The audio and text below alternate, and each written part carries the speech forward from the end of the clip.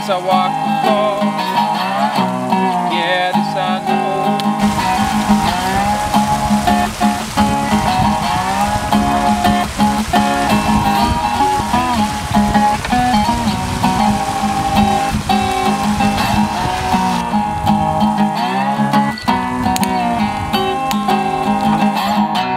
If I get you home, if I get you home, if I get you home,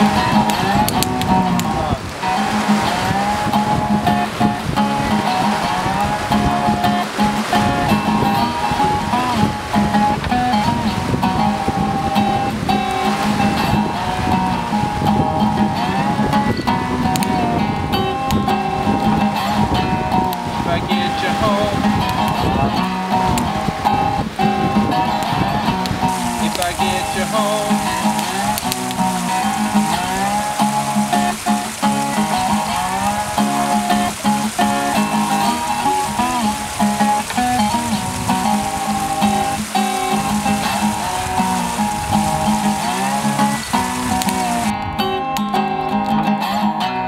If I get you home, I think that was probably him yesterday. We got one. if I get you home, They're looking to see who's straight. Initiated mischief, they get it right.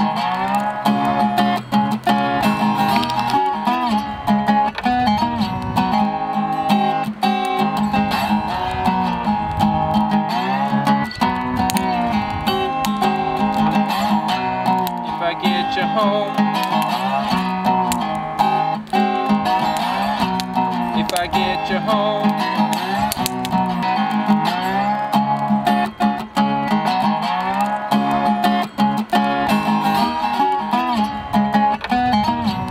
Okay, recreational use in a place like this year there'll be probably a 6-week window in which people can come through here, and that's significant disturbance for things like grizzly bears, but that's 6 weeks out of 52. You know, in a good year maybe you can get in here 10-12 weeks of the year, and the rest of the year is left for the animals and for the wild to continue their functions and their lives without the disturbance of cars, and helicopters have been coming in here, and heavy equipment, you know, all kinds of things. Even the logging that's happening down the road, that's a disturbance that happens in a period of time and then it goes away. A lodge is a permanent disturbance. It's a permanent interruption. It's paving paradise, putting up a parking lot, and then it stays there, and there are people always there. It's a continual disturbance.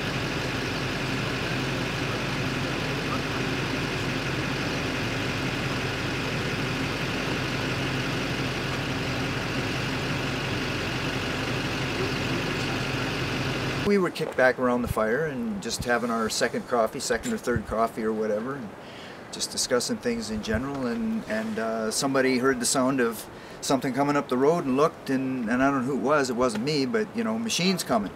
So we all kicked into action.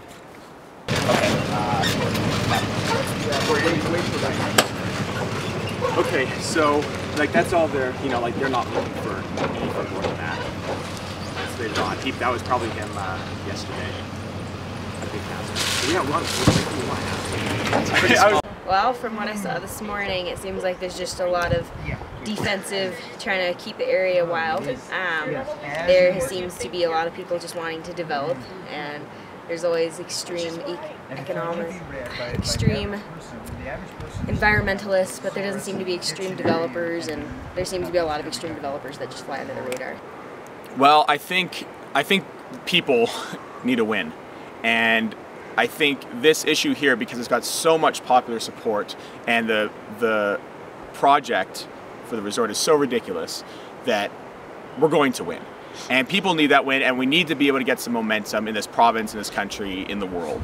And the momentum from Jumbo could lead to, could snowball into Enbridge, and could snowball from there. But people are just so used to having the government and companies say what's going to happen, and it happens, and there's never even a different paradigm really explored. We are the physical manifestation of the local energy that is striving for conservation and responsible economic participation.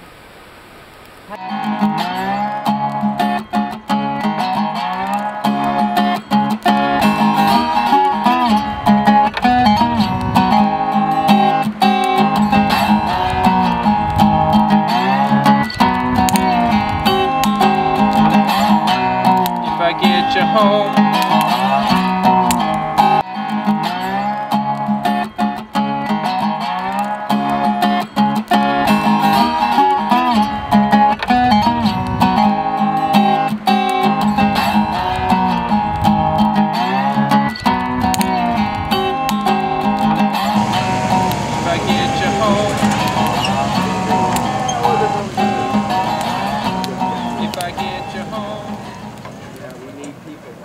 I think so.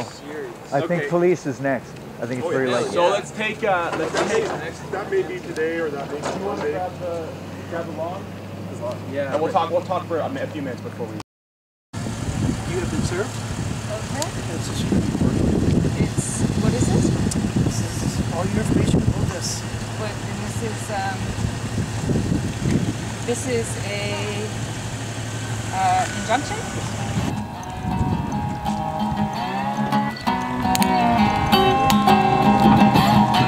If I get you home. All right. Thanks a lot. If I get you home. Snowcats onto the glacier. They have to dig into the glacier and make an ice road. In their own affidavit, they said they plan to do a 5-meter ice road on the glacier. We turned them around. They didn't even try to really get through. They claimed that the jumbo van was parked in their way. All kinds of vehicles got around it, but they were just looking for trouble. So we were served notice of injunction last Friday at the end of the day with a hearing in Vancouver on Monday morning. And I feel that a ski resort real estate development would be very, very harmful for the connectivity for the Grizzlies. And also, on very good authority, it has been shown that this ski resort development would be a real economic loser, and we'd lose all that valuable wildlife habitat for something that's going to be a financial disaster. And so myself and many, many like-minded people have been fighting the jumbo resort development for about 22 years. It's definitely a little bit exciting. Yeah. Can you say what happened? Well, this morning at about 11 o'clock, 10 o'clock, we had Grant Costello, who is sort of in charge of developing up the glacier, drive in here with a bobcat in tow and a crew of big burly workmen and cameramen like yourself. And he wanted to get by and work on the glacier. He kept saying, "I want to build a ski resort." And did he get by? In fact, he didn't. We did not move the van.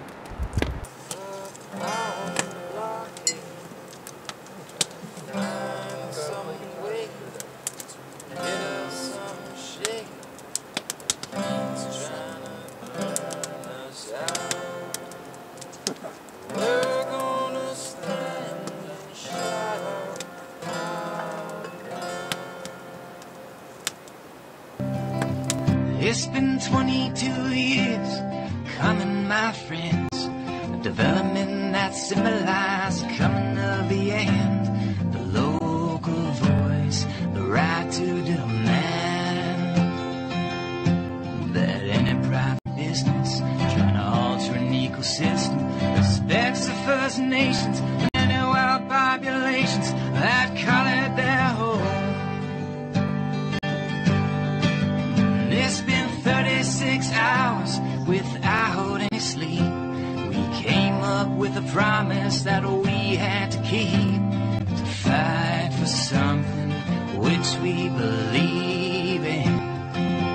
Gonna spend our days upon the blockade, trying to find some way to get us some shade. The heat's trying to burn us out. We're gonna stand and shout.